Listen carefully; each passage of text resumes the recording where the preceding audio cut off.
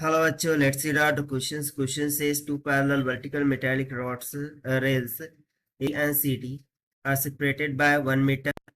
They are connected at two ends by resistances R1 and R2 as shown in figure.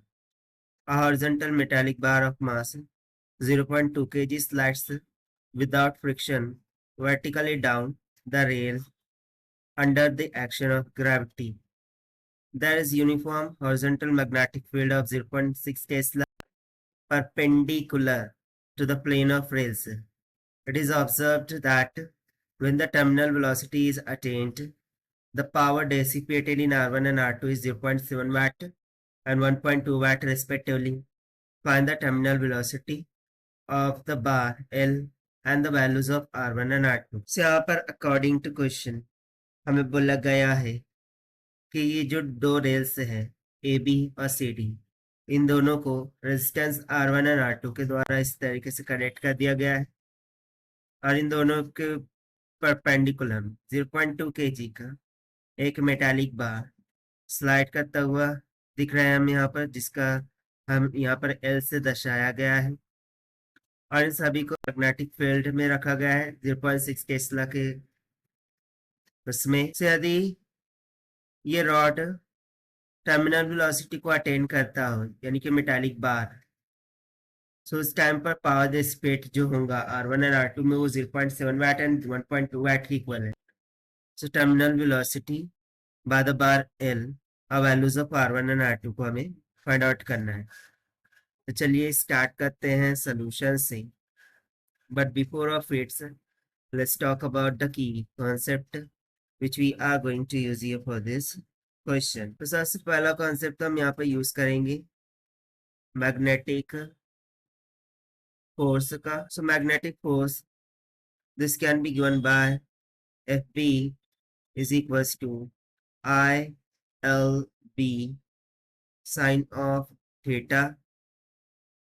Second formula हम यहाँ पर use करेंगे power का which is nothing but equals to voltage का whole square या फिर हम EMF का whole square divided by total resistance लिख सकते हैं। तो यहाँ पर I is the current, L length, B magnetic field और theta is the angle between the perpendicular length and magnetic field, यानी कि मैग्नेटिक फील्ड और लेंथ के बिटवीन में जो एंगल होगा वो थीटा है। सो अकॉर्डिंग टू क्वेश्चन देखिए, परपेंडिकुलर टू द प्लेन, इसका मीनिंग होगा थीटा इक्वल्स टू 90 डिग्री, यानी कि साइन थीटा इक्वल्स टू 1, क्योंकि साइन 90 1 होता है। अब यदि मैं यहाँ पर देखूँ सो ये जो मेटालिक बार है ये due to gravity downward direction में मूव कर रहा है, यानी कि डाउनवर्ड डायरेक्शन में इस पर लगने वाली फोर्स mg है और चूंकि इसको मैग्नेटिक फील्ड में रखा गया है सो ऊपर की तरफ मैग्नेटिक फोर्स लग रही होंगी Fp जो कि इसको बैलेंस करेंगी। सो हम सिंपली यहाँ से लिख सकते हैं कि ये जो mg है this will be equals to Fp जो कि इक्वल है ILB साइन ऑफ 90 डिग्री की। सो 990 यहाँ पर 1 हो चुका है। सो इस कंसेप्ट का यूज करते हुए हम सिंपली जो मास है मेटालिक बार का वो 0.2 kg multiply by value of g will be 9.8 meter per second square is equals to current I multiply by length 1 meter multiply by magnetic field strength 0.6। से यहाँ से हमें करंट I का मान मिल जाएगा 1.96 डिवाइडेड बाय 0.6 एम्पियर्स की। इसे हम मानेंगे equation 1। In the same way तो देखिए हमें करंट I का मान यहाँ पर मिल चुका है। So by using the formula of power हम रेजिस्टेंस कैलकुलेट कर सकते हैं।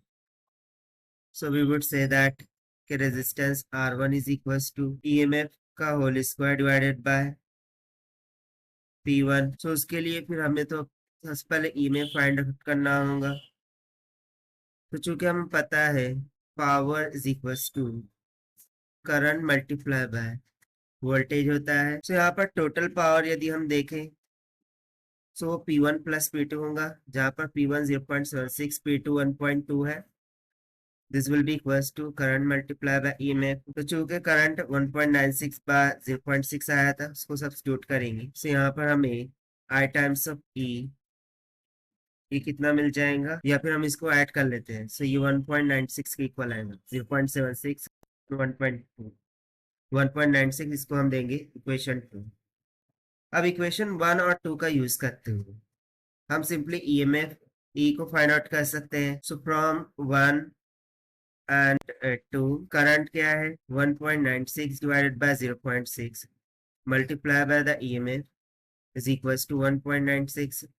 सो 1.96 कैंसिल हो गया और यहाँ पर हमें ईएमएफ का मान मिल जाएगा 0.6 वोल्ट की। सो देखिए ईएमएफ आ चुका है, करंट आ चुका है। अब हम रेजिस्टेंस को फाइंड आउट कर सकते हैं। So now we would say कि R1 is equals to EMF का whole square divided by P1, this is equals to 0.6 का whole square divided by P1 कितना था 0.76। सो R1 कितना निकल के आ जाएगा 0.47 ओहम की equal.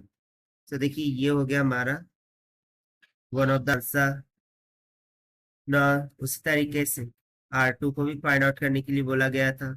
So this is equals to E square divided by P2, this is equals to 0.6 का whole square divided by power P2 is 1.2, so this will give us the R2 as 0.3 ohm। so ये दूसरा answer हो गया। so यहाँ पर हमारे पास R1 R2 तो मिल गया है। अब हमें फाइंड करना है terminal velocity. So terminal velocity के लिए we remember the formula of power as P is equals to force multiplied by the terminal velocity।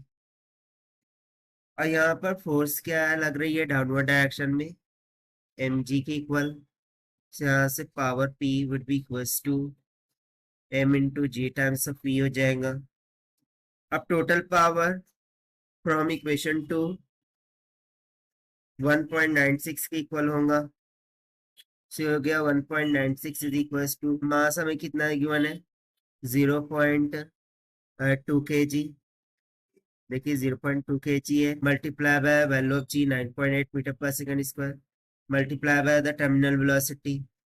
Terminal velocity v would be equals to 1.96 divided by 0.2 multiply by 9.8, ये भी 1.96 ही होता है। सो इसको divide करने पर हमें टर्मिनल वेलोसिटी मिल जाएंगी 1 metre पर सेकंड की इक्वल, और ये हो जाएगा हमारा required answer. So in this way we have solved the complete question R1 R2 0.47 0.3 and terminal velocity 1 meter per second. So this is the required solution. I hope you understand well. Best of luck. Thank you.